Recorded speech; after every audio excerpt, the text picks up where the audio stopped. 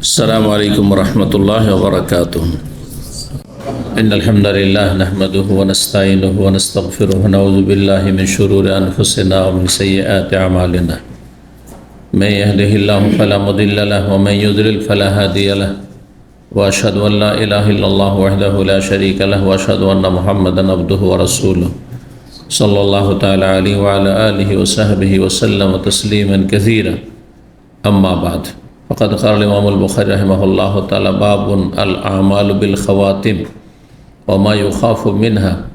قال حدثنا علي بن عياش الألهاني الحمصي قال حدثنا أبو غسان قال حدثني أبو حازم عن سهل بن سعد الساعدي رضي الله عنه قال: نظر النبي صلى الله عليه وسلم إلى رجل يقاتل المشركين وكان من أعظم المسلمين غناء عنهم، فقال: من أحب أن ينظر إلى رجل من أهل النار فلينظر إلى هذا.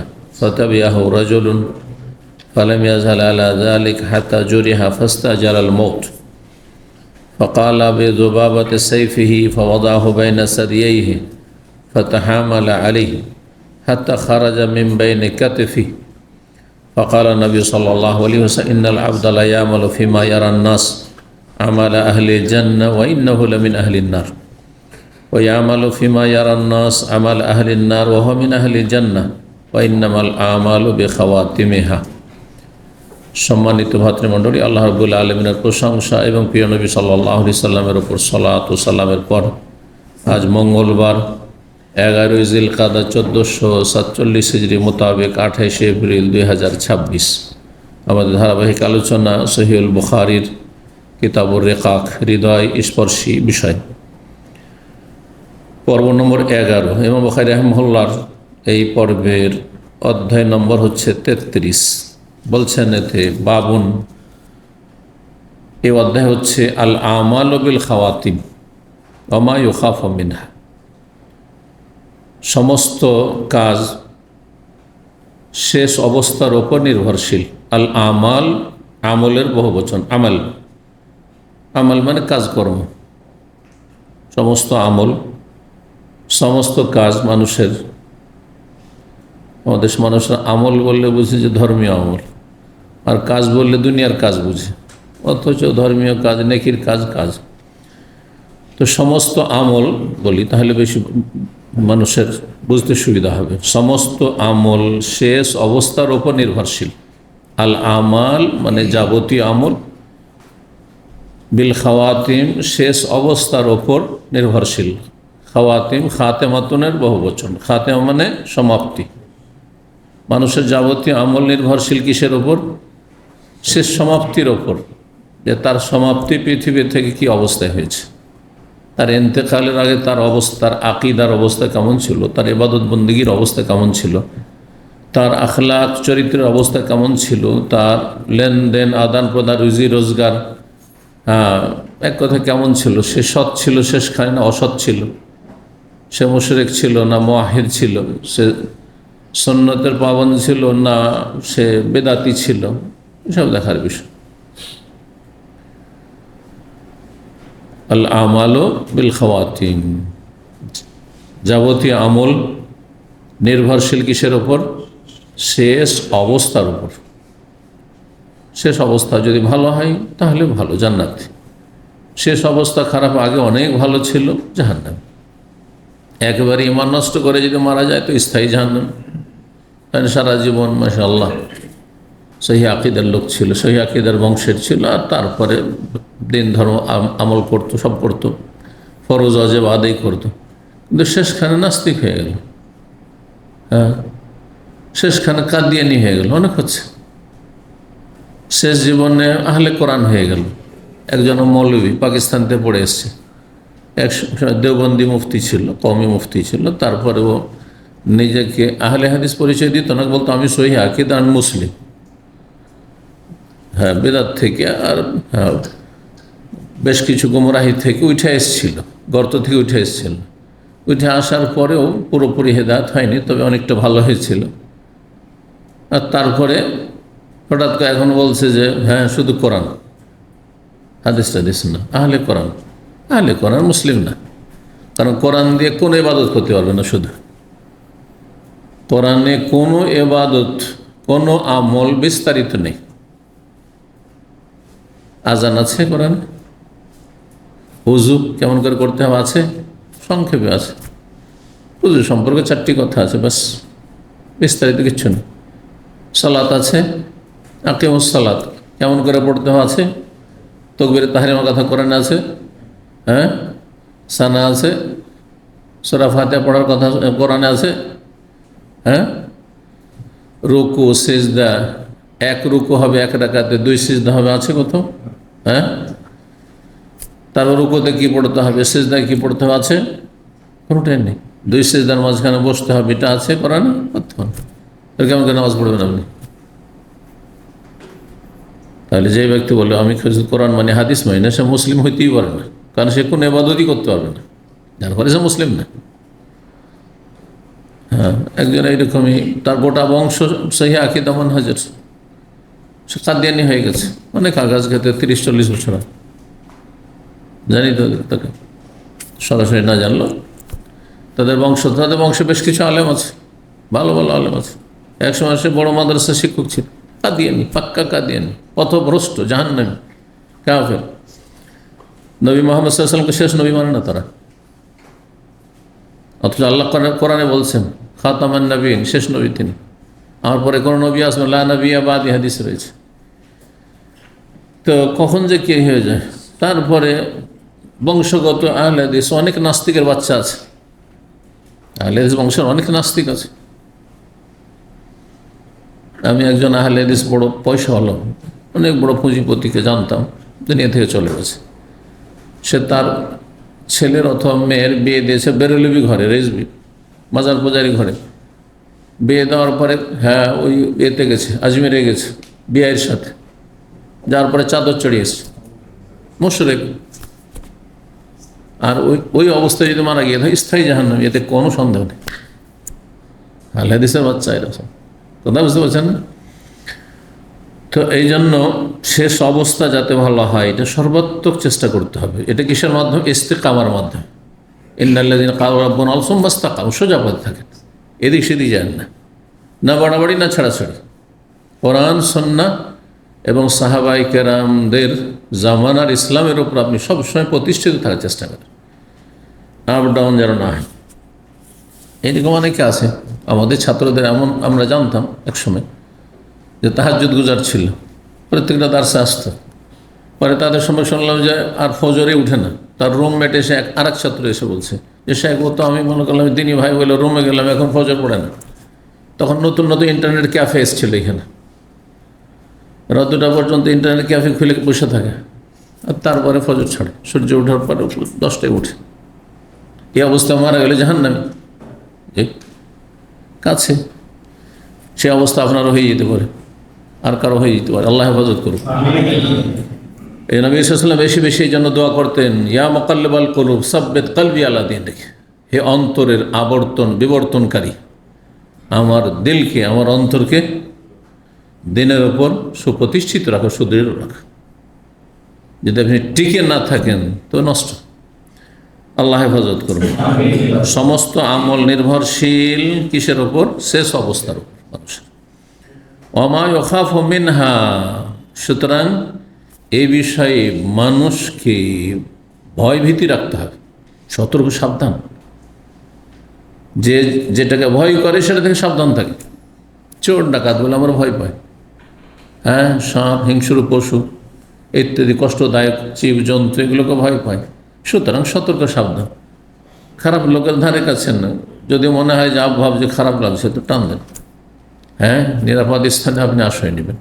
ওমা ইউখাফু মিনহা, সুতরাং এ বিষয়ে শঙ্কিত থাকতে হবে, ভয়ভীতি থাকতে অন্তরে। 6493 নম্বর হাদিস। হাদিস বর্ণনা করেছেন সাহল ইবনে সাদ আস-সাঈদী আনসারী রাদিয়াল্লাহু তাআলা আনহু। তিনি বলেন, নাযারান নবী ইলা রাজুলিন ইউকাতিলুল মুশরিকিন, সাহাবী একজন মুজাহিদ যোদ্ধা নবী সাল্লাল্লাহু আলাইহি ওয়াসাল্লামের সাথে জিহাদের ময়দানে। নবী সাল্লাল্লাহু আলাইহি ওয়াসাল্লাম দেখলেন একজন ব্যক্তির দিকে, তাকালেন, ইউকাতিল মুশরিকিন, যে কাফের মুশরিকদের বিরুদ্ধে জিহাদ করছে, লড়াই করছে, সশস্ত্র লড়াই করছে। উহুদ যুদ্ধের ঘটনা।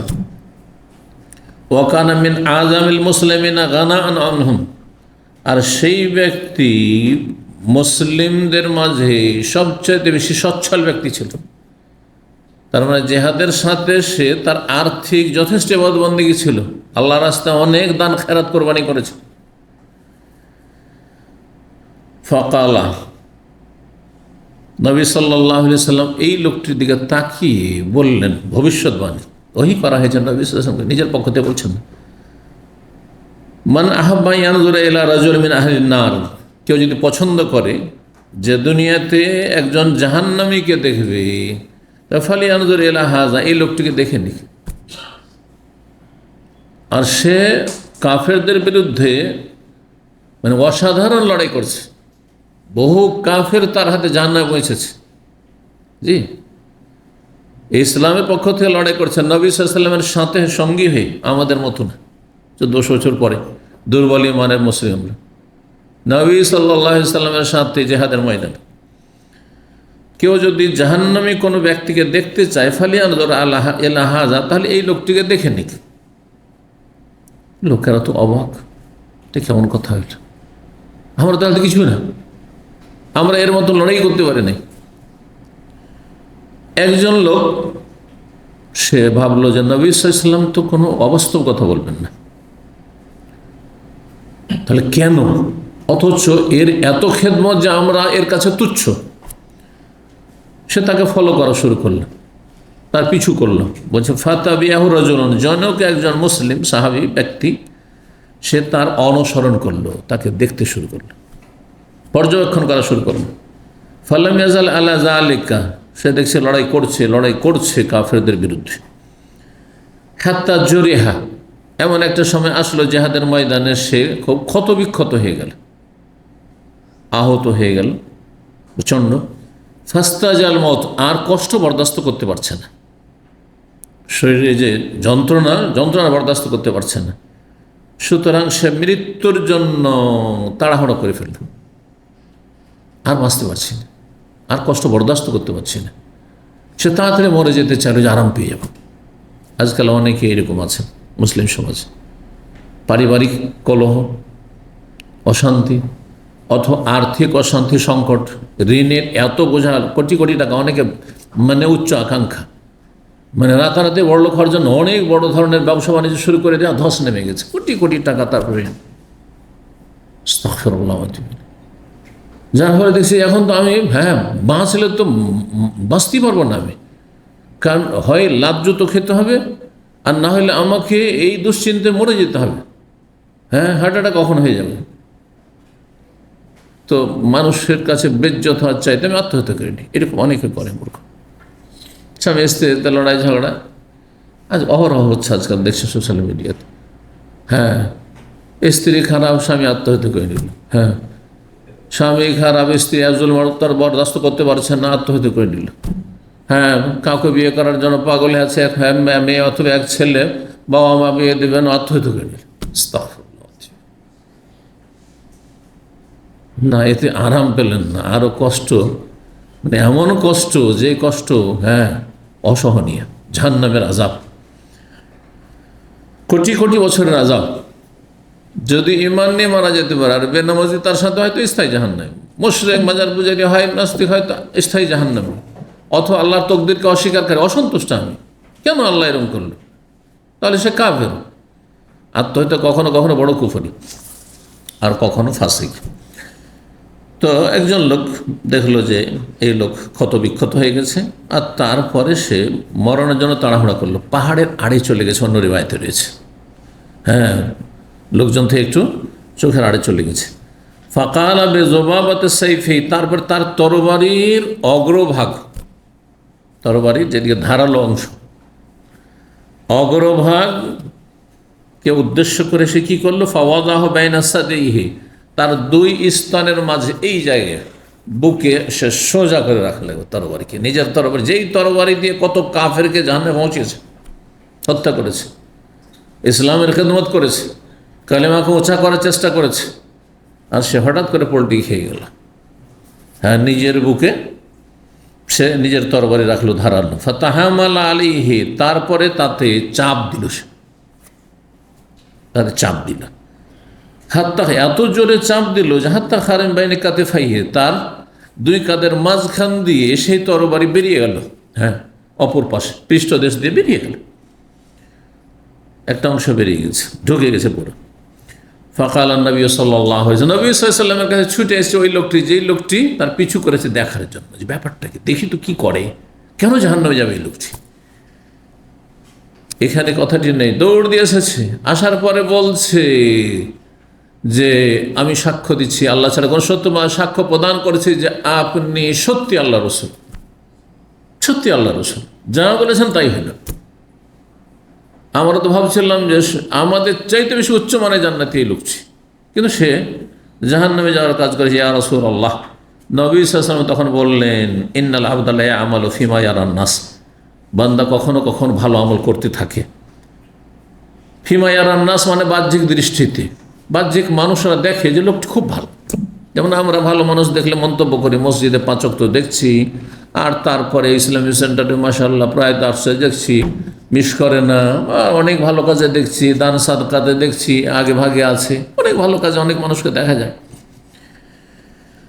যে যেখানে থাকে, কে ভালো কে মন্দ মানুষ অনেকটাই উপলব্ধি করতে পারে বাহ্যিক দৃষ্টিতে। কিন্তু এটা ফিমা ইয়ারান নাস, মানুষের ধারণাই সে ভালো, কিন্তু আল্লাহর কাছে ভালো কিনা এটা আল্লাহ তো পরিণাম জানে, আমি তো আর পরিণাম জানি না। আজকের ভালো মানুষ কালকে খারাপ হয়ে যেতে পারে, আজকের সবচেয়ে খারাপ মানুষ কালকে ভালো হয়ে যেতে পারে।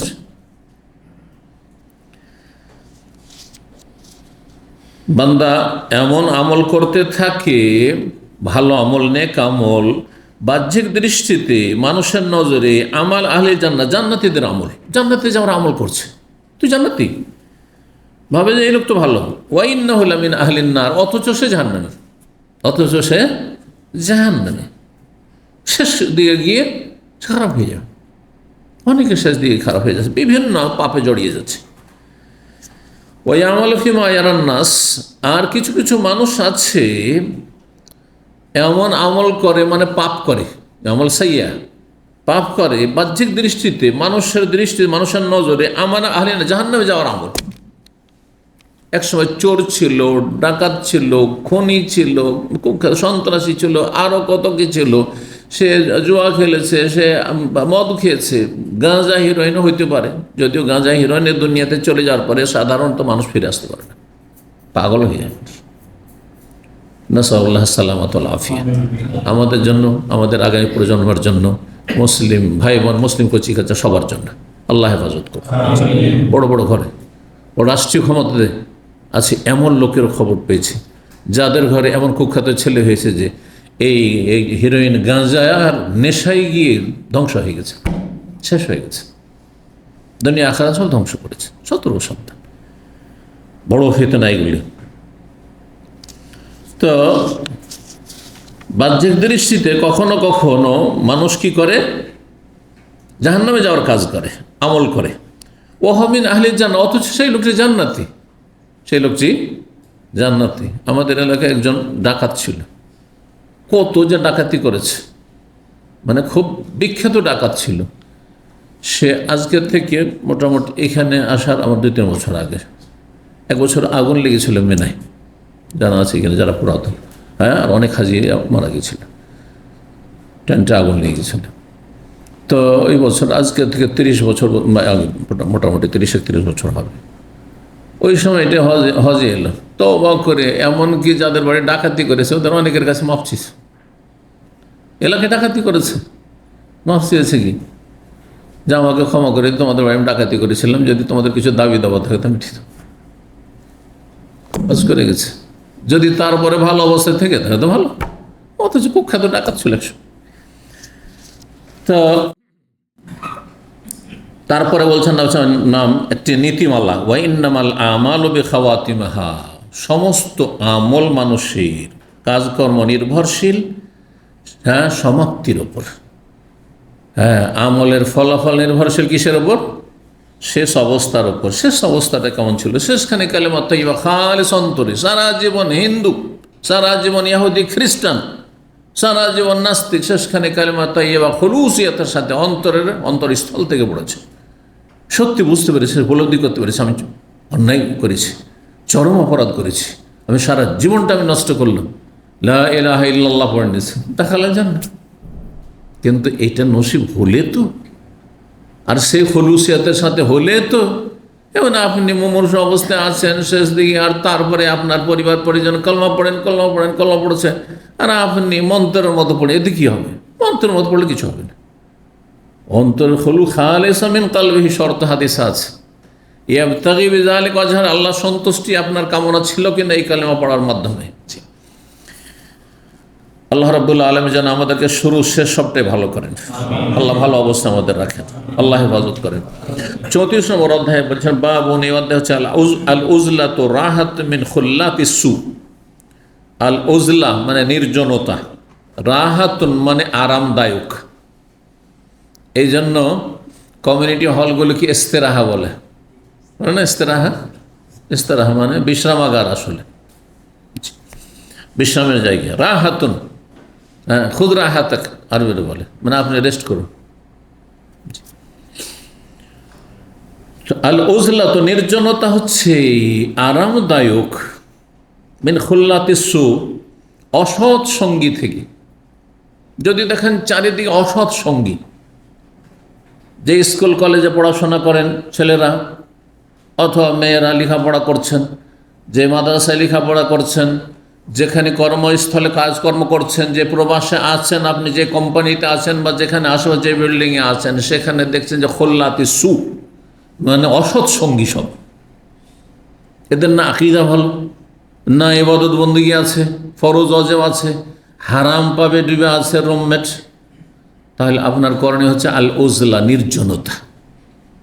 এদের সাথে উঠা বসা বেশি করবেন না, সীমিত করে দেন আপনার চলাফেরা। সালামু আলাইকুম, ওয়ালাইকুম আসসালাম, তাদের অনিষ্ট থেকে বাঁচার জন্য হেদায়েতের উদ্দেশ্যে সালাম, হ্যাঁ, ভক্তির সাথে নয়, হ্যাঁ, কথা বোঝা গেছে। আর তারপরে তাদের অনিষ্ট থেকে রক্ষার জন্য আল্লাহর কাছে দোয়া করা, হ্যাঁ। আর তারপরে যত পারেন, হ্যাঁ, এই আগুনের মতো, আগুন থেকে যত দূরে থাকবে তত নিরাপদ আপনি, হ্যাঁ, আগুন থেকে দূরে থাকবেন আপনি। অসৎ সঙ্গীদের থেকে, হ্যাঁ, আরামের ব্যবস্থা বা আরামদায়ক বস্তু হচ্ছে আল উজলা, নির্জনতা।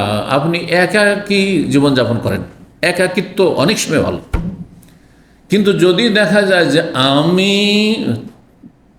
মুতাআসসির হব না মুআসসির হব, আরবিতে আমি প্রভাবিত হব না প্রভাব বিস্তার করতে পারবো, তখন মানুষের সাথে মেলামেশা, দেখা সাক্ষাৎ, ওঠা বসা করা ভালো।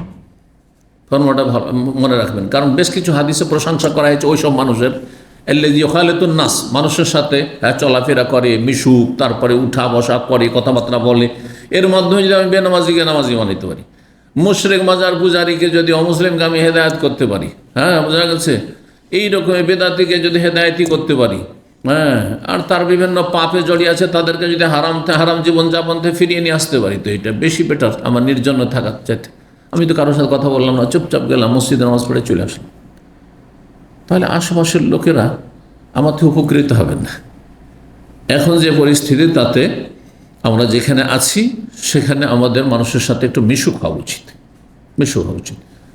কিন্তু আপনি বিশেষ পরিস্থিতি ধরেন আপনার কোম্পানিতে কোনো ভালো মানুষ নেই, আচ্ছা, অনেকে ভুক্তভোগী আছে, আপনার বিল্ডিংয়ে রুমের আশেপাশে সব অসৎ লোক, তাহলে কী করবেন? ওখানে বসে থাকবেন, পাপ করবে আর পাপ দেখবে আর পাপ শুনবে না? মোটেই না।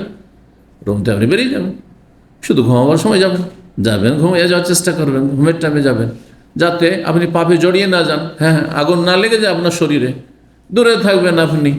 আর তারপরে আপনি ভালো জায়গায় বসবেন, মসজিদের সময় কাটাবেন, ইসলামিক সেন্টারের সময় কাটাবেন, ভালো নেক মানুষদের সংসর্গ আপনি গ্রহণ করেন। কেউ যদি না থাকে নির্জনে চলে যান, একেবারে নির্জনে চলে যান।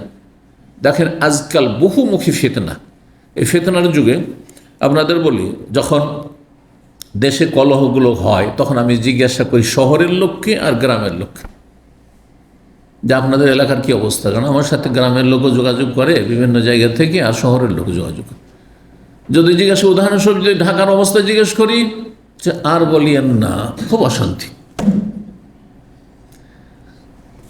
ওই সময়, ঠিক ওই সময়টাই, যেই সময় বড় চারিদিকে ফিতনা চলছে, সেই সময় জিজ্ঞাসা করছি একজন একবারে চাপাই নবাবের গ্রাম অঞ্চলে বসবাস করে, আমাদের দিনী ভাই, এখানে থেকে গেছে। টেলিফোন করে জিজ্ঞাসা করছি কী অবস্থা আপনাদের এলাকায়? বলছে আমাদের এখানে কোনো ওইরকম ঝামেলা নেই। এবার বুঝতে পারলেন? জি হ্যাঁ। আচ্ছা, তারপর গ্রাম অঞ্চলে আজকাল গ্রামগুলো তো কিছু বসার আড্ডা হয়ে গেছে, চায়ের দোকান হয়ে গেছে, আর এরকম বিভিন্ন জায়গা হয়ে গেছে।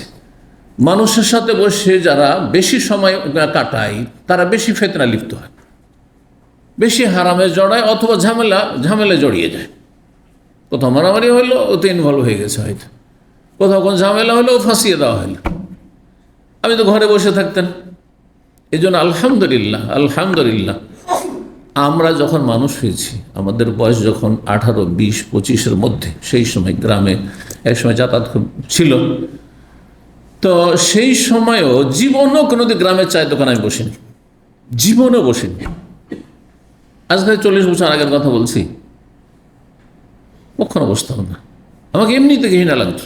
গ্রামে 2-3টা ছেলেকে জানতাম যে এই ছেলেগুলি ভালো, আমার সাথে স্কুলে লেখাপড়া করেছে, সুতরাং জানি হ্যাঁ প্রাইমারি স্কুলে যে এই ছেলেটা প্রকৃতি ভালো, এই ছেলেটা ভালো। কয়েকটা ছেলে তার মসজিদমুখী, মসজিদে আসে, ওদের সাথে শুধু খাতির, ওদের সাথে দেখা হলে কথাবার্তা বলতাম না, বাকি কারোর সাথে আমার কথাবার্তা বলতাম, কিন্তু কারো ক্ষতিও করতাম। নিরীহ মানুষের মতো মাদ্রাসার ছাত্র, যেতাম, অথবা মাদ্রাসাতে পাশ করেছি, যেতাম, ব্যাস সালাম দোয়া, দেখা কেমন আছে, ভালো আছে, আলহামদুলিল্লাহ, তোমরা কেমন আছো। কারোর সাথে কোনোদিন ঝামেলা হয়নি, কারোর সাথে কোনো ঝামেলা হয়নি। কিন্তু যারা যেখানে সেখানে আড্ডা দেয় বেশি সময় ধরে, ঝামেলা হবে, ফিতনায় পড়ার আশঙ্কা রয়েছে। এটাকে বলা হয় আল উজলা, নির্জনতা। ফিতনা থেকে, পাপ থেকে এবং জুলম করা থেকে, জুলমের শিকার হওয়া থেকে, হয় আপনি জালেম হবেন, না হয় মাজলুম হয়ে যাবেন। এগুলো থেকে বেঁচে থাকেন আপনি, আপনার ছেলে মেয়েদেরকে বাঁচিয়ে রাখেন। আমার আব্বা রহমতুল্লাহ আলী, তিনি জীবনে গ্রামের ছেলেদের সাথে খেলা করতে দিতেন না, খেলা করতে দিতেন না। উনি একটু বেশি কঠোর ছিলেন, যেহেতু তার যতটা বিদ্যা ছিল ততটাই সেটাই মনে করতেন। এমনকি মাগরিবের আগে আধা ঘন্টা ওইটাও বাইরে যেতে দিতেন না, সূর্য ডুবা পর্যন্ত হ্যাঁ লেখাপড়া নিয়ে বসে থাকতেন, একটার পর একটা, একটার পর একটা, একটার পর একটা। কোনো রকমের কিছু এইরকম কোনো সুযোগ ছিল না। আমি যখন এইখানে ছেলে মেয়েদেরকে, মানুষ কিন্তু দামামি করলাম, এই মোটামুটি 27 বছরে সব ছেলে মেয়ে এইখানে মোটামুটি আলহামদুলিল্লাহ মানুষ। এইখানেও আরবি ছেলেরা ফুটবল খেলছে, অথবা আর কিছু খেলছে, হ্যাঁ ভলিবল খেলছে, এইখানে বাসার সামনে ফাঁকা ফিল্ড। তো বাচ্চারা মাঝে মাঝে হয়তো বলতো যে যাবো, আমি বলছি না, যেও না। যদি এখানে কিছু ভালো ছেলে আছে, একেবারে খারাপ না, আর কিছু খারাপ আছে, আমি বললাম না, ওদের সাথে তোমাদের মেলামেশা, কথাবার্তা বলা, আরবি শিখা, হ্যাঁ ওদের সাথে চলাফেরা স্কুল পর্যন্ত, মাদ্রাসা পর্যন্ত সীমিত। মাদ্রাসার বাইরে বিকেলবেলা তাদের সাথে গিয়ে যাবে, খারাপ সঙ্গী কোন সম্মিলে যাবে, কোনখান থেকে কী হয়। খারাপ সঙ্গী 2 রকমের আছে, অধিকাংশরা বেদিন খারাপ সঙ্গী, আর কিছু জঙ্গি চরমপন্থী খারাপ সঙ্গী, খারেজি খারাপ সঙ্গী আছে, অসৎ সঙ্গী আছে। অনেকে মাদ্রাসা পড়োয়া, ওই জঙ্গি খারেজি কোনো সাথী সঙ্গী সিনিয়র তার ভাই ছিল, তার কারণে সে জঙ্গি হয়ে গেছে, খারেজি হয়ে গেছে, মাদ্রাসার মহলে লেখাপড়া করে, অথচ তার বাবা মা সহি আকিদার। তো আমি এই জিনিসগুলোকে সবসময় ভয় পেতাম যে আমার ছেলেরা যাতে জঙ্গিদের দিকে না চলে যায়, হ্যাঁ, আর এই বেদিন নাস্তিকদের সেকুলার দিকে না চলে যায়। 2 ফিতনা থেকে ছেলে মেয়েকে যদি বাঁচাতে পারেন, তাহলে আপনি পরিবার গঠন সফল। অধিকাংশ লোক 2 ফিতনা, 1 ফিতনা পড়ে আছে। একটু ছেলে কলেজের মানুষে পড়ে ধার্মিক হতেই এক গর্তে দুইটা, আর এক গর্তে জঙ্গিবাদের গর্তে পড়ে গেছে, চরমপন্থী। এখন উল্টো পাল্টা হতো, আলেমদের কি বলছে যে এরা এই জেহাদের কথা বলে না, এরা হক কথা বলে না, এরা হ্যাঁ ভোগবিলাসী হয়ে গেছে, দুনিয়াদার হয়ে গেছে, না জিহাদ করতে হবে ওদের। তা আসো জেহাদ করো, এসে যাও বর্মায় গিয়ে জেহাদ করো, না হবে এতে চলে যাও, হ্যাঁ ফিলিস্তিনে জেহাদ করো। করবে না, শুধু ফতোয়াবাজি করতে থাকবে। ক্ষমতা থাকলে করো। আর তোমরা যখন ফরজ মনে, যে ফরজ মনে করো তাকে করতে হবে। আমরা এটা ফরজ মনে করি না, কারণ ফরজ অর্জন কিছু শর্ত আছে, ফরজ হয়নি আমাদের উপর। কথা বুঝতে পেরেছেন? যার ওপর যেটা ফরজ সে না সেটা করবে, উদাহরণটি ভালো করে বুঝেন। আমি অসুস্থ, রমজান মাস, আমার উপর রোজা ফরজ নয়, আমি রোজা করবো না। আর আপনি সুস্থ, শুধু আপনার উপর রোজা ফরজ। তো আপনার উপর যখন ফরজ, আপনি ফরজ আদায় করেন। তো আমি জঙ্গিদেরকে বলছি, জঙ্গিদের যারা পথভ্রষ্টকারী জঙ্গি নেতা, জঙ্গি মোল্লা, তাদেরকে বলছি যে তোমাদের উপরে যখন ফরজ হয়ে গেছে তো ঘরে বসে ফতোয়া না দিয়ে মাঠের মধ্যে এসে ফরজ আদায় করো। আর আমাদের উপরে যেহেতু ফরজ হয়নি, তার জন্য কিছু শর্ত রয়েছে, শর্ত পুরা হয়নি, সুতরাং আমাদের ফরজ নেই, আল্লাহ ধরবেন না। জি, আল্লাহ বোঝার তৌফিক দান করেন।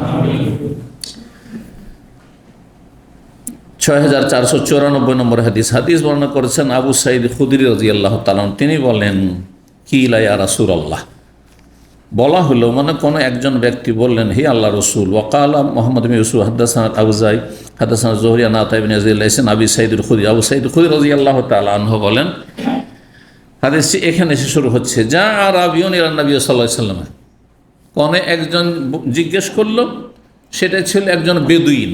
এইখানে বলছেন যে জনৈক বেদুইন আসলো নবী সাল্লাল্লাহু আলাইহি ওয়াসাল্লামের কাছে, এসে বলে, ইয়া রাসূলুল্লাহ, আল্লাহ রাসূল, আইয়ুন নাস খায়রুন, কোন ব্যক্তি সবচেয়ে ভালো মানুষ, কোন ব্যক্তি সবচেয়ে ভালো মানুষ? কাল রাজুলুন জাহাদা বিনাফসিহি ওয়া মালি, ওই ব্যক্তি সবচেয়ে ভালো মানুষ, মর্যাদাবান আল্লাহর কাছে, যে নিজের জীবন এবং ধন সম্পদ কুরবানি করে আল্লাহর রাস্তায় জিহাদ করবে।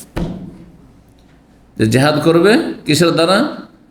বেনাফসিহি, নিজের জান দ্বারা, ও মালিহি, আর মাল দ্বারা, জান মাল দিয়ে। হ্যাঁ, জীবনও গেল আর ধন সম্পদও তাতে কি করেছে? ব্যয় করেছে আল্লাহর রাস্তায়। যখন জিহাদ ফরজ থাকবে তখন, জি, জিহাদ ফরজের শর্ত থাকবে, এটা সব সময় নয়, কথা বোঝা গেছে কি না? সব সময় সবটা ফরজ থাকে না। আপনাদের মধ্যে অনেকে গরিব আছেন, বরং অধিকাংশই আছেন, যারা আপনার সংসার চালিয়ে ঋণ পরিশোধ করে আপনি এখানে কমপক্ষে 10 থেকে 15,000 রিয়াল না হইলে হজ ফরজ হবে না। আজকে কমপক্ষে 10-12,000 রিয়াল, যেমন আপনার কাছে 10-12,000 জমাই হয় না। ঋণ কর্জার সংসার চালিয়ে বাপ মা বা ভাই বোন অনেকের আছেন, অনেক স্ত্রী ছেলে মেয়ে আছেন, খরচ রোজা ফরজ না, হজ ফরজ, কথা বুঝতে পারছেন না? ঠিক ওই রকম। তো যখন দেখবেন যে যারও ফরজ হয়ে গেছে, আর ফরজ হওয়ার জন্য, জিহাদ ফরজের জন্য নেতৃত্ব শর্ত, সরকার নেতৃত্বে যাতে ডিফেন্সের ব্যবস্থা থাকে। কারণ জিহাদ শুধু মুখের কথা নয়, জিহাদ মানে আপনি নাকে তেল দিয়ে ঘুমাবেন, জিহাদের ঘোষণা করেন না, আপনাকে প্রতিরক্ষার ব্যবস্থা রাখতে হবে। যে কোনো সময় আপনার আক্রমণ হতে পারে, আপনার কাছে যেটুকু শক্তি আছে তার চেয়ে অনেক বেশি শক্তি নিয়ে আক্রমণ হইতে পারে। প্রতিরোধ করতে পারবেন কিনা, হ্যাঁ, বিজয়ের সম্ভাবনা আছে কিনা, এগুলো দেখার বিষয় রয়েছে। তো যখন এরকম অবস্থা ছিল তখন ঠিক আছে, আবার যখন এরকম অবস্থা তৈরি হয়ে যাবে যে আলহামদুলিল্লাহ এখন আমাদের নেতৃত্ব আছে আর বিজয়ের সম্ভাবনা আছে, এত দুর্বল মুসলিম জাতি না, তখন জান মাল দিয়ে যে জিহাদ করছে সবচেয়ে ভালো মানুষ। দ্বিতীয় ভালো মানুষ শোনেন, যেটা আজকালকার জামানায় আমাদের ক্ষেত্রে প্রযোজ্য, মনে রাখেন কথাটি। ওরাজলুন, আরেকজন ব্যক্তি মানে আরেক শ্রেণীর ব্যক্তি, ফিসে বিমিনা শিয়াব, পাহাড় পর্বতের কোনো ঘাঁটিতে, কোনো গুহায় গিয়ে আশ্রয় নিয়েছে। ইয়াবুদুর রব্বাহু, সেখানে কি করে? রবের ইবাদত করে, আল্লাহর ইবাদতবন্দি করে। কিসের জন্য? ওয়াদাউন নাস মিন শাররিহি, তার অনিষ্ট থেকে অন্য অন্য লোকজনকে কি করে? রক্ষা করে, যে আমার দ্বারা কারো যেন ক্ষতি না হয়। এই জন্য আগে বললাম যে মানুষ যখন খুব বেশি ফিতনার জামানায়, কলহ বিবাদের জামায়, হক বাতিল একাকার হয়ে গেছে, বুঝাই মুশকিল, তখন কেন নির্জনতা উত্তম? কারণ মানুষের সাথে মিশলে বিভ্রান্ত হয়ে যাবে। আজকাল অধিকাংশ মানুষের এলেম নেই কোরআন সুন্নাহ এবং মানহাজ সম্পর্কে, যার ফলে এই যে বর্তমান পরিস্থিতি, এখন যে পরিস্থিতিটা গেল, সেই সময় অধিকাংশরা যারা অন্যদের সাথে মিশেছে অথবা সোশ্যাল মিডিয়ার এই ইহুদিদের মাধ্যমে প্রচার করা সংবাদগুলিকে বিশ্বাস করেছে, তারা সব শিয়াপন্থী হয়ে গেছে, শিয়াপন্থী হয়ে গেছে। সব 95% শিয়া রাফেজিপন্থী হয়ে গেছে, ইরানপন্থী হয়ে গেছে। বুঝতে পারছেন না? মনে করছে যে হক ইরানের সাথে, আরে হক ইরানের সাথে না, হক ইহুদিদের সাথে না, হক আর তৃতীয় যে শত্রু তারও সাথে না, হক হচ্ছে ইসলামের সাথে। ইরান কি ইসলামের সাথে আছে? যারা সাহাবাই কেরামদের সবার দুশমন, মাত্র 5 জন, 1 লক্ষর বেশি সাহাবাই কেরাম সবাই নাকি তাদের কাছে কাফের হয়ে গেছে, নাউযুবিল্লাহ মিন যালিক। কিন্তু আমাদের দেশের মুসলিমরা এত ইসলাম সম্পর্কে, আকীদা সম্পর্কে অজ্ঞ যে তারা জানেই না আকীদার বিষয়ে যে শিয়া রাফিজিদের আকীদা কি। তারা আপনার আবু বকর, ওমর, ওসমান, কাউকে মুসলিম মনে করে না, বরং সবচেয়ে বড় ফিতনার কারণ নাকি ঝামেলার কারণ হচ্ছে এই উম্মতে ওরাই, নাউযুবিল্লাহ। আরো কত কি যেগুলো বলার এখানে সময় নেই। তো এইরকম ফিতনার যুগে এই এত সোশ্যাল মিডিয়াতে সময় না লাগিয়ে আর মানুষের সাথে উঠা বসা না করে তখন মন্তব্য হচ্ছে, এখন যে যুদ্ধের পরিস্থিতি চলছে, কি আমাদের ভূমিকা হওয়া উচিত, দিলেন তখন একবারে ইরানি হয়ে গেল, শিয়া। এই সবের চাইতে আপনি নির্জনে থাকেন, বেঁচে থাকবেন, আপনি এলেম নেই।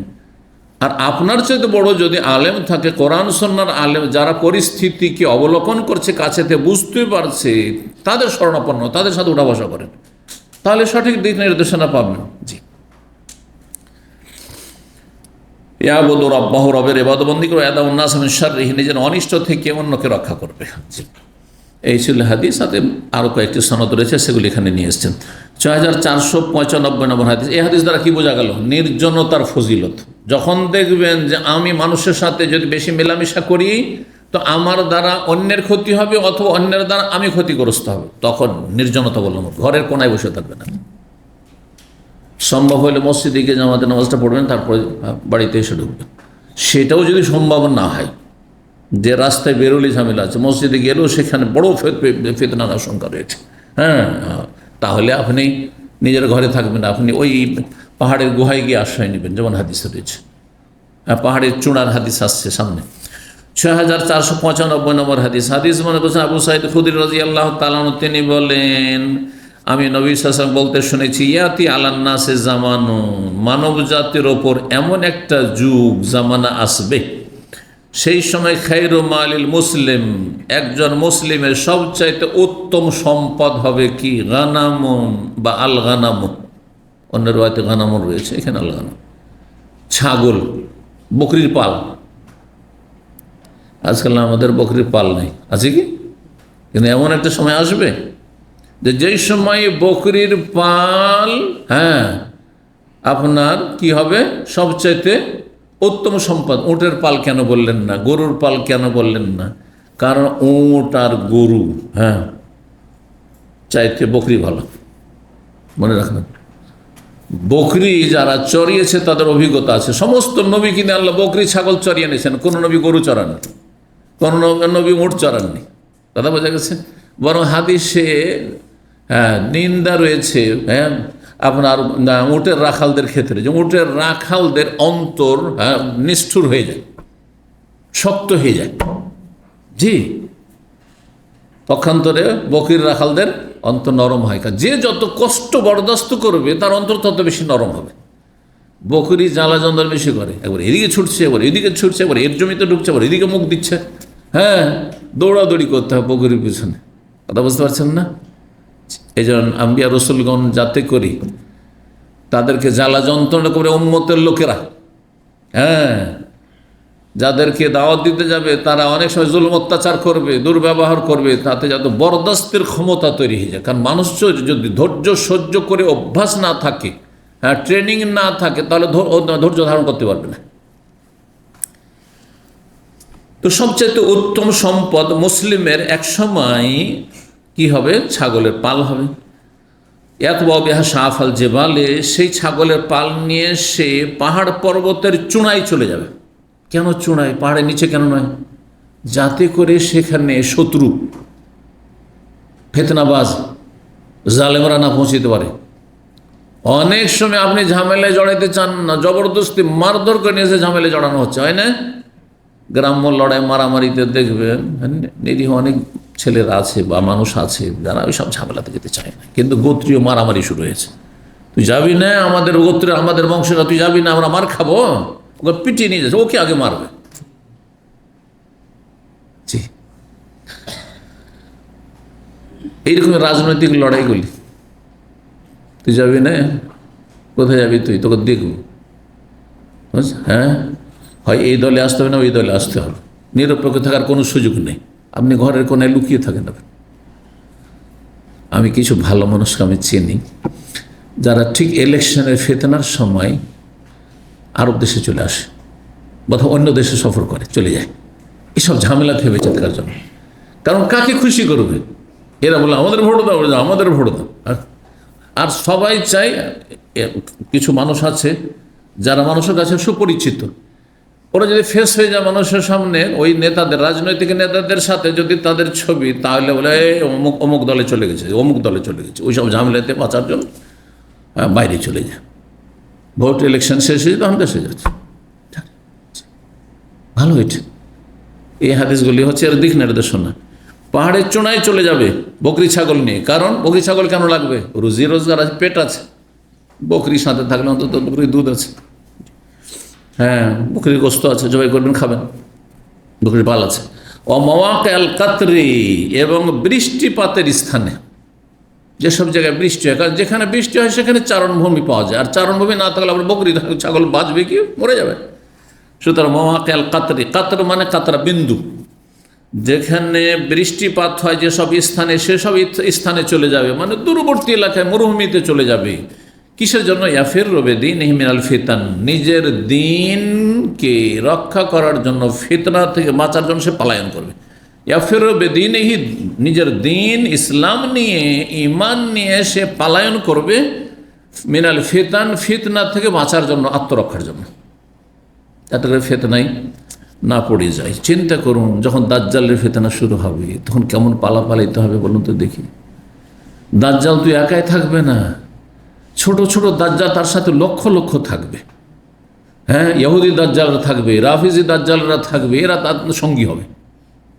হ্যাঁ, নাস্তিক দাজ্জালগুলো হবে, হেই বড় দাজ্জাল কানা দাজ্জালের সাথে, বেদিন দাজ্জালগুলি হবে, মুশরিক দাজ্জালগুলি হবে, হ্যাঁ, সুফি দাজ্জালগুলি হবে। আপনাকে বাঁচতে দিবে শহরে গ্রামে?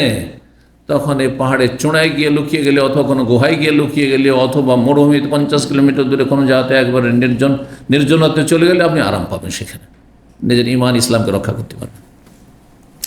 35 নম্বর অধ্যায় বাবু রাফিল আমানত। এই অধ্যায় হচ্ছে আমানত উঠিয়ে নেওয়া সম্পর্কে। একসময় আমানত মানুষের অন্তর থেকে উঠিয়ে নেওয়া হবে।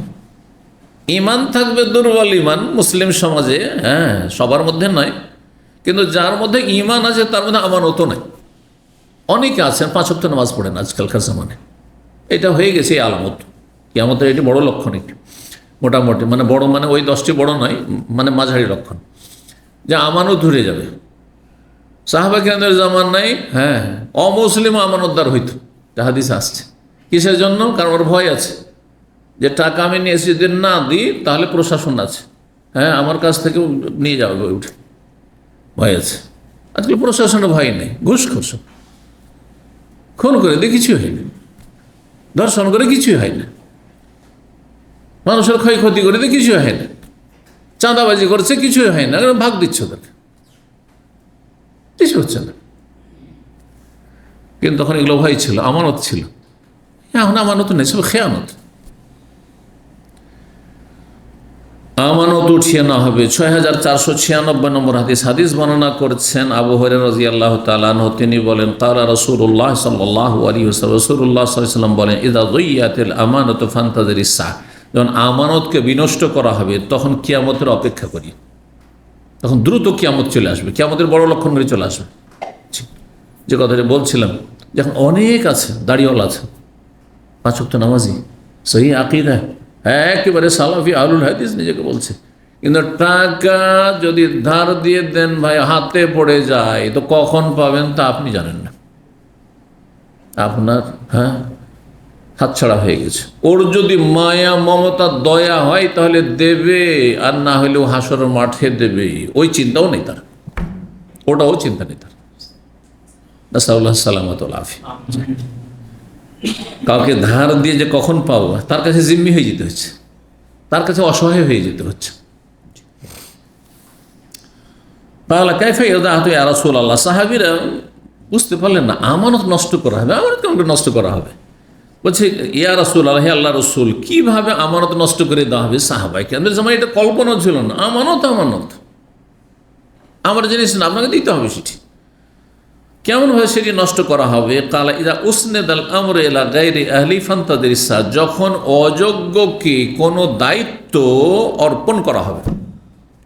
হ্যাঁ, অযোগ্যকে, যে যোগ্য নয় তাকে কোনো দায়িত্ব অর্পণ করা হবে, তার কাঁধে চাপানো হবে এই দায়িত্ব। ফান্তাদিরিস, তখন কিয়ামতের অপেক্ষা করিও। এইটি হচ্ছে আমানত নষ্ট করা। সবচেয়ে বড় আমানত। আমানত অত্যন্ত ব্যাপক অর্থ। ইন্না আরাদনাল আমানাত আলা সামাওয়াত, এখানে আমানত মানে হচ্ছে ঈমান, ইসলাম, ইসলামের বিধিবিধান। এই জন্য সবচেয়ে বড় আমানত হচ্ছে আল্লাহর দিন, দিন ইসলাম।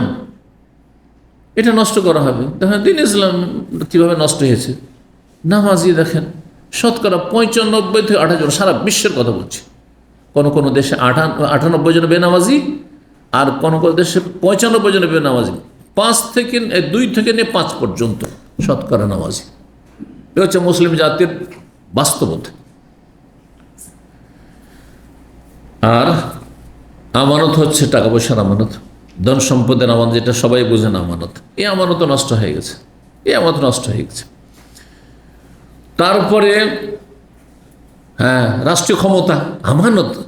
হ্যাঁ, গুরুত্বপূর্ণ আমানত। দেশ আমানত আপনার হাতে। হ্যাঁ, দেশের জাতীয় সম্পদ আপনার হাতে আমানত। হ্যাঁ, দেশের মানুষকে ভালো পথে নিয়ে যেতে হবে, এটি আমানত আপনার কাঁধে।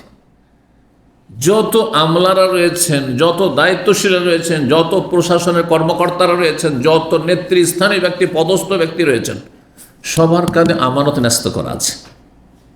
এমপির উপর আমানত রয়েছে, মন্ত্রীর উপর আমানত রয়েছে। যে কোনো স্তরে দায়িত্বশীল একজন চেয়ারম্যান, তারপর আমানত রয়েছে। খুব একজন মেম্বার, সাধারণ, হ্যাঁ, আপনার গ্রাম্য মেম্বার, তারপর আমানত রয়েছে, আমানত রয়েছে।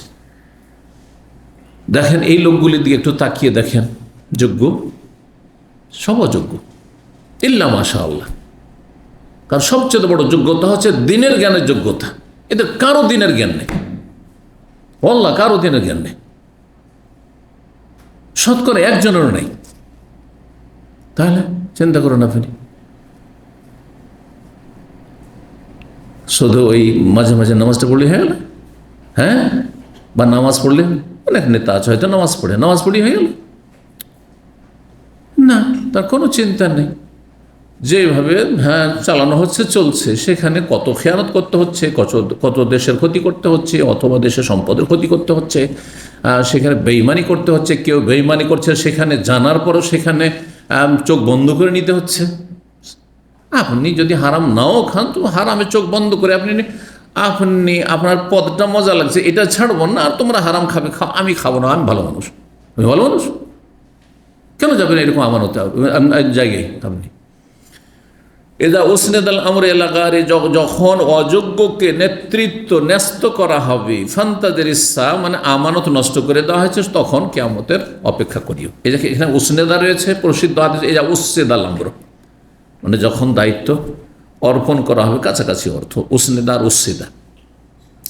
6497 নম্বর হাদিস বর্ণনা করছেন হুযায়ফা রাদিয়াল্লাহু তাআলা। তিনি বলেন, হাদ্দাসা রাসূলুল্লাহ হাদিস সাইনে, রাসূলুল্লাহ আমাকে 2টি হাদিস বর্ণনা করেছেন আমাদেরকে। রায় তো আহাদহুমা, একটি আমরা এখন বাস্তবে দেখে নিয়েছি, মানে ভবিষ্যৎবাণী।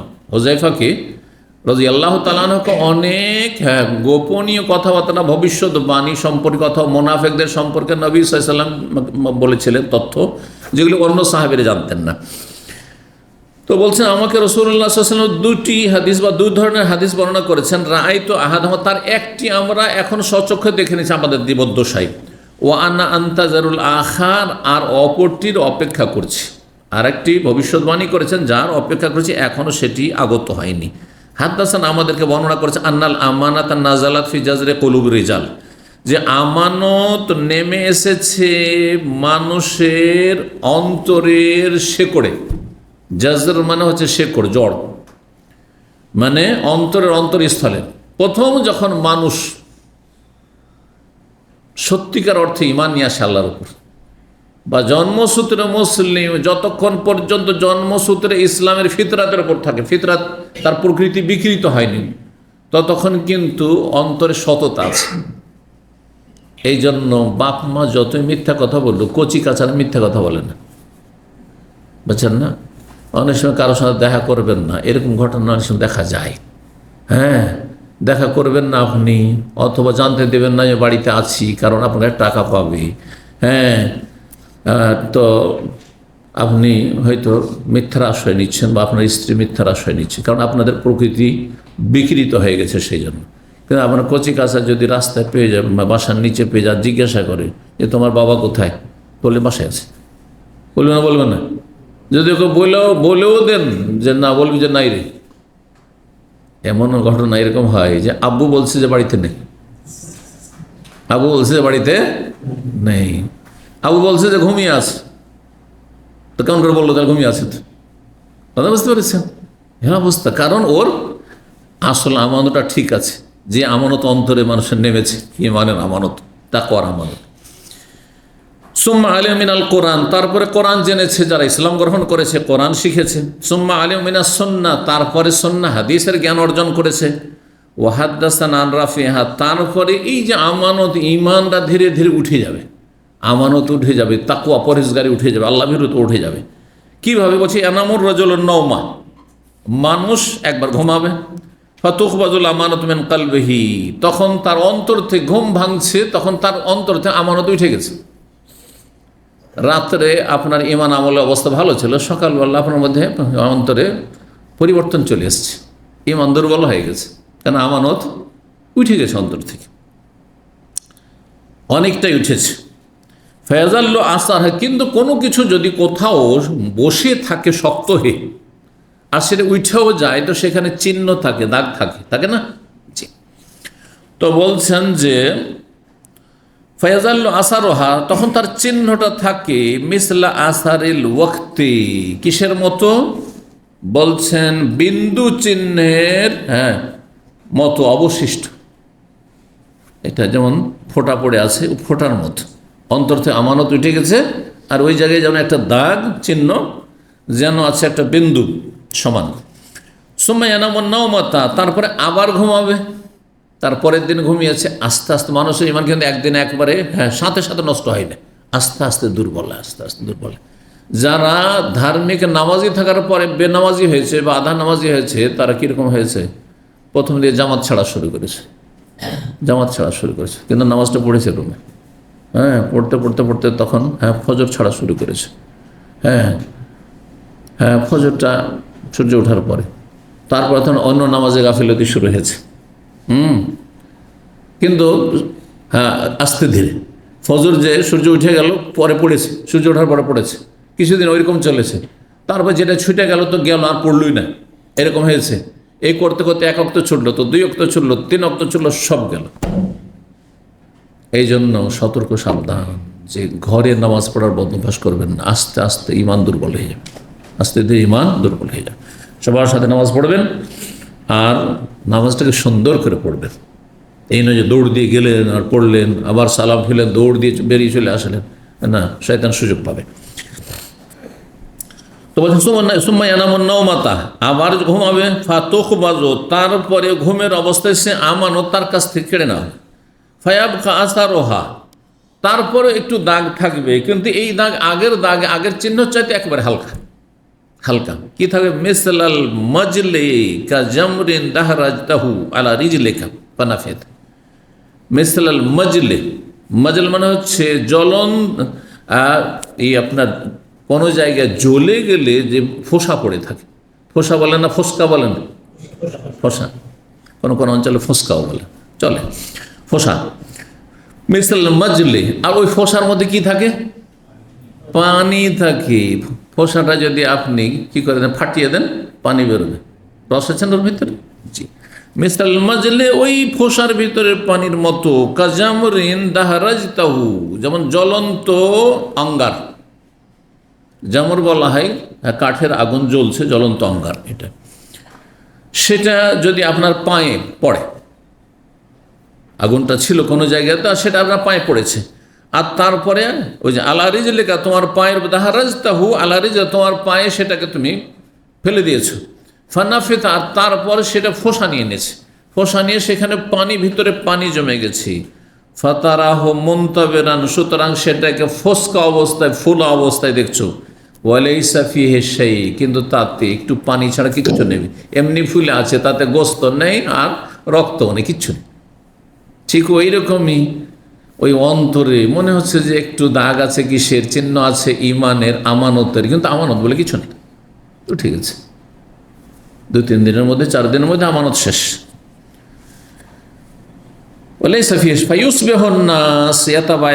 তারপরে এমন একটা সময়কাল আসবে যে লোকেরা কেনা বেচা করবে, ক্রয় বিক্রয় করবে। তাবায়া তাবায়া বাই থেকে মানে ব্যবসা বাণিজ্য করবে। ব্যবসা বাণিজ্য করলে ধার নেওয়া দেওয়া এটা স্বাভাবিক, তাই না? ব্যবসায়ী নগদ শুধু ব্যবসা হয় না। সুতরাং তারপরে সকাল হবে, ওই যে 2 দিন ঘুমাইলো, আস্তে আস্তে আমানত অন্তর থেকে উঠে গেল, আর তারপরে তারা ক্রয় বিক্রয় করবে। ফালায়াকাদ আহাদহম ইউআদ্দিল আমানা, তাদের কেউ আমানত রক্ষা করবে না। যে ধার নিচ্ছে সে কাস্টমার, সে পয়সা দিবে না মালিককে, আর যে পণ্যের মালিক সেও সেখানে দাঁড়ি মারবে, খেয়ানত করবে। আমানত তার অন্তর থেকে উঠে গেছে। তখন আর কোনো আমানতদার লোক, বিশ্বস্ত লোকই খুঁজে পাওয়া যাবে না। কার সাথে লেনদেন করব, ধার বাকির যে কারবার কার সাথে করব? আমাদের একদিনই ভাই রিয়াজে ছিলেন, তার ব্যবসা ছিল, হঠাৎ করে দেশে চলে যেতে হয়েছে। সুবহানাল্লাহ। বলছেন যে সে কয়েক লক্ষ রিয়াল পাবো, সেখানে তার হোলসেল ছিল, কয়েক লক্ষ রিয়াল পাবো, যে তাদেরকে দিয়েছি কাস্টমারগুলিকে। তার মধ্য থেকে আমি খুব বেশি আশা করলে 15-20 হাজার পাবো কিনা এটি সন্দেহ। কেউ দেবে না, কেউ দেবে না। আল্লাহু আকবার! কীভাবে আমানত উঠে গেছে চিন্তা করুন। তখন আমানতদার খুঁজবে, কার সাথে লেনদেন। দুনিয়াতে বাঁচলে তো লেনদেন করতে হবে, কখনো ধার নিব তো কাউকে ধার দেবো, একটু তো আদান প্রদান করতে হবে, মানুষের সাথে ব্যবসা বাণিজ্য তো করতে হবে। ভাইও কালো তখন জিজ্ঞেস করে একে অপরকে যে ভাই দুনিয়াতে ভালো মানুষ কেউ আছে বলুন তো, আমি একটু পার্টনারশিপ ব্যবসা করব, অথবা আমি একটু কারবার করব, হ্যাঁ ধার বাকি কার সাথে করব বলেন তো? বাজারে এমন শিকর মতো মার্কেটে এখানে ধার বাকি অনেক চলছে ধরেন। তো যারা নতুন দোকান খুলবে, পুরাতন লোকদের জিজ্ঞেস করবে না যে ভাই কোন ধরনের লোকগুলোর সাথে ধার বাকির কারবার করা যাবে, একটু একটু আমাকে বলিয়েন তো। জিজ্ঞাসা ভাইও কালো, তখন বলা হবে ইন্নাফি বানি ফোলানি রাজুল আমিনা, অমুক বংশে একজন ভালো মানুষ আছে, আমানতদার লোক আছে। অমুক বংশে শুধু একজন ভালো বিশ্বস্ত লোক আছে। ওয়ায়ুকাল লির রাজুল, সেই লোকটি সম্পর্কে মন্তব্য করা হবে মা আকালাহু অমা আজরাফাহু, সে কত বুদ্ধিমান, কত চালাক, এবং অমা আজরাফাহু, সে কত বেশি সে চতুর, এবং অমা আজলাদাহ, সে কত বেশি সাহসী। জি, মানুষ কোনো ঝুঁকি নেওয়ার জন্য সাহস লাগে, হিম্মত লাগে। আজলাদাহ মানে কত সে বীর পুরুষ। জি, অমা ফি কলবিহি মিসকাল হাব্বাতি খারদালি মিন ঈমান, অথচ যেই লোকটিকে বলা হচ্ছে বড় বুদ্ধিমান মানুষ, বড় জ্ঞানীগুণী মানুষ, আর ব্যবসা বাণিজ্য খুব অভিজ্ঞ মানুষ, আর সে বিশ্বস্ত আমানতদার লোক যাকে বলে মন্তব্য করলো বাজারের লোকেরা, তার অন্তরে সরিষা পরিমাণ ঈমানও নেই। যাকে সবচেয়ে ভালো মনে করছিলেন তার মধ্যে এই অবস্থা কিছুই নেই, তাহলে বাকিগুলোর কি অবস্থা? আল্লাহু আকবার।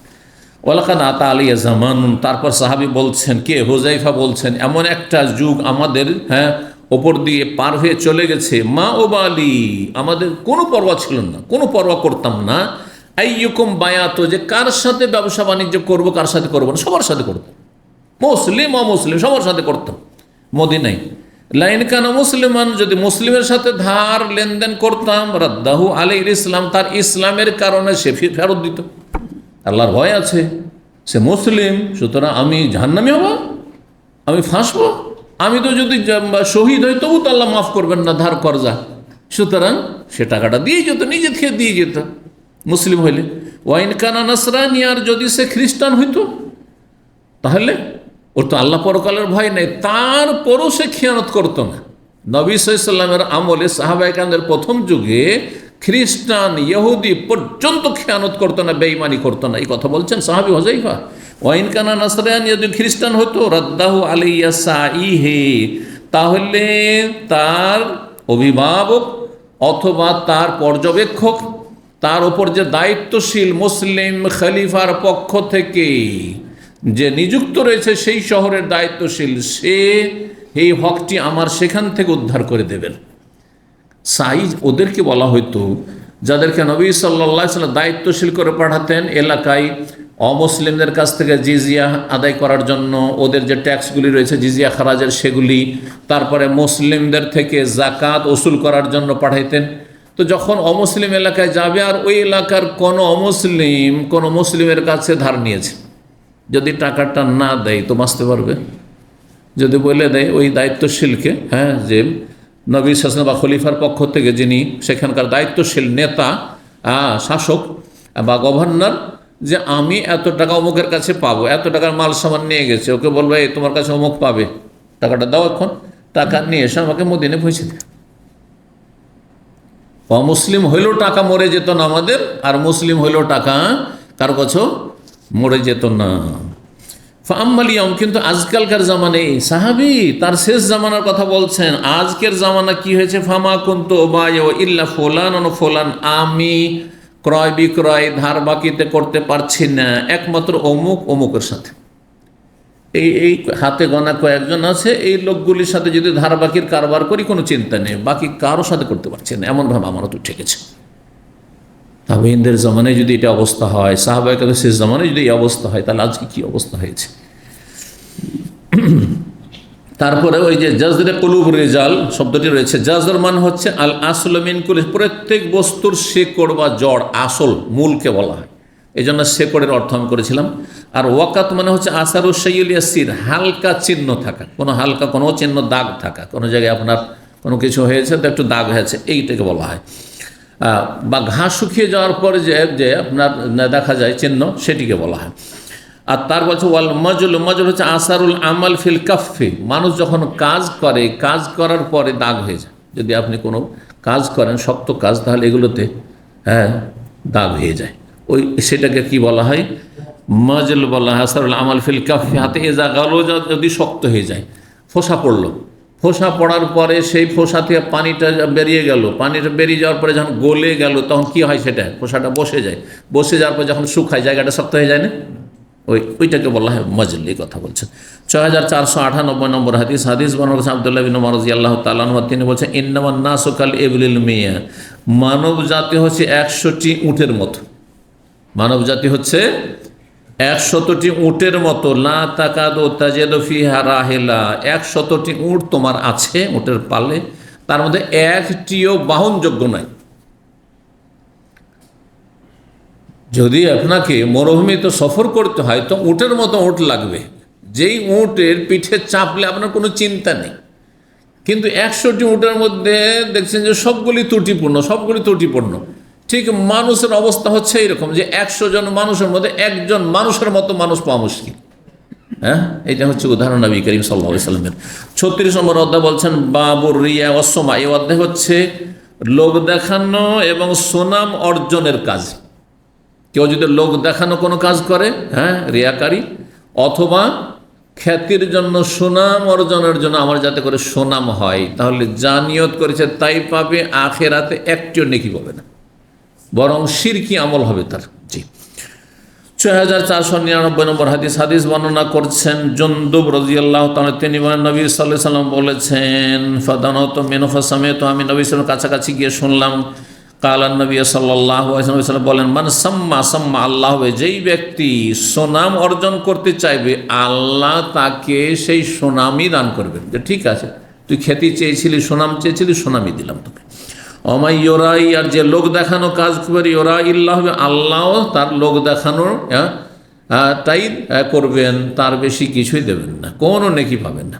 লোক দেখানো, দান সাদকা করা, লোক দেখানো, নামাজ পড়া, লোক দেখানো, মানুষের খ্যাতি লাভের জন্য কোনো কাজ করা, সুনামের জন্য, জনপ্রিয়তা লাভের জন্য যেসব করে থাকে মানুষ দুনিয়াদাররা, সেটাই পাবে, এর বেশি কিছুই পাবে না।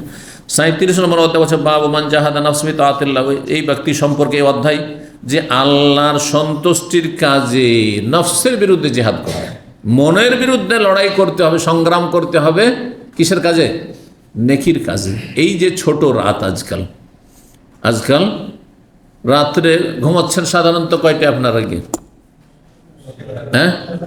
ধরেন যেদিন দার্শনিক সেদিন অধিকাংশ লোক কটার সময় ঘুমাচ্ছেন? 10টা, খুব কমই লোক, আপনার মতো লোক। হ্যাঁ, 11টা, কমপক্ষে 11টা। যদি কোনো দর্শন না থাকে তো ফেসবুক তো আছে, ঠিক না? 11টার আগে ঘুমান না। এইটাও যারা বললেন অনেকে 11 না, 12 পার্টিও আছেন, অনেকে তারও বেশি আছেন। আচ্ছা, ঘুমাইলেন 11টা থেকে 12টার মধ্যে। ফজর হচ্ছে কয়টায়? চিন্তা করুন তাহলে কয় ঘন্টা তাহলে? হ্যাঁ, মাত্র 3 ঘন্টা, যেন খুব বেশি। এই 3 ঘন্টার মধ্যে উঠা কত বড় ইমানের প্রয়োজন রয়েছে। নফসের বিরুদ্ধে, মনের বিরুদ্ধে কি করতে হবে? জিহাদ করতে। মন চাইছে ঘুম পুরা করতে, শরীর চলছে না, চোখ খুলছে না। হ্যাঁ, যদি অ্যালার্ম লাগানো, আপনার ইমানের জোর আছে, অ্যালার্ম লাগিয়েছেন, তারপর বন্ধ করে কখন যে ঘুমিয়ে যাচ্ছেন টের পাচ্ছেন না।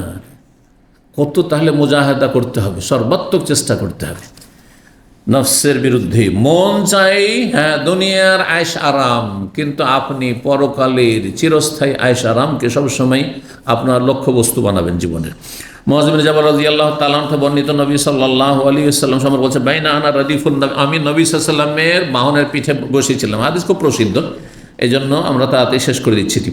লাইসা বাইনি ওয়া বাইনহু ইল্লা আখিরাতুর রাহল, আমার মাঝে এবং নবী সাল্লাল্লাহু আলাইহি ওয়াসাল্লামের মাঝে যে উটের পিঠে যে গদি থাকে, গদির পিছনে একটি ছোট্ট কাঠ থাকে, এই কাঠটি ছাড়া আর কিছু ছিল না। একজন যখন বসলেন, হ্যাঁ, তখন একটা গদি থাকে, সেই গদিটা একটু যাতে করে টান দিলে উল্টে না পড়ে যান, সেই জন্য এখানে কি থাকে, একটা কাঠ থাকে, সেটা আধা হাত থেকে একটু বেশি, 1.5 হাতের মতো থাকে। জি, সেটি বলা হয় মুআখিরাতুর রাহাল, আখিরাতুর রাহাল। হ্যাঁ, সূত্রার হাদিসে এই শব্দটি খুব বেশি এসছে, কারণ সূত্রা কমপক্ষে 1.5 হাত হইতে হবে। অনেকে এই বোতলটাকে সূত্রা দিয়েছে, এটা বোতল, শুধু বোতল দিয়ে সূত্রা হবে, এর চেয়ে একটু উঁচা হইতে হবে। সন্নতি সূত্রা হচ্ছে 1.25 হাত কমপক্ষে হইতে হবে, 1.25 হাত। অনেকে দাগ টেনে দেয়, হ্যাঁ, হাদিস জয়ীফ, দাগ টানার হাদিস। জি, তো যাই হোক,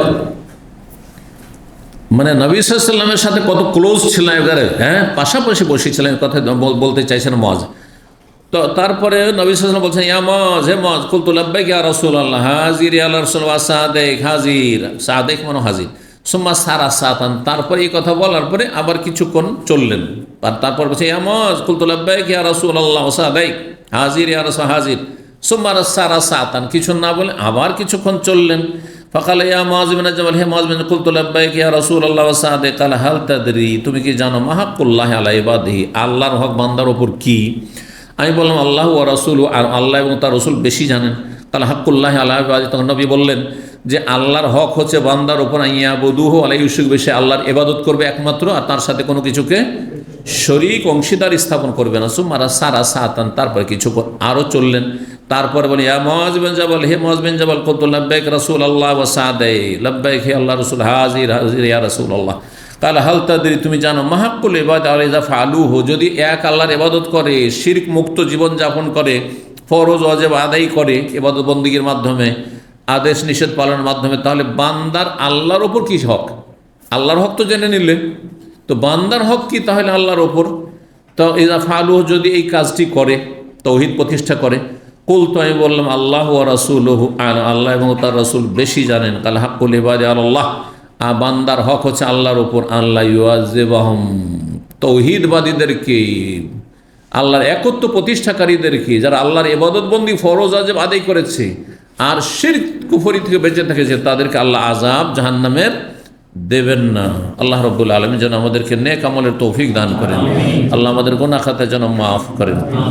এখানে আমাদের আলোচনা শেষ করছি।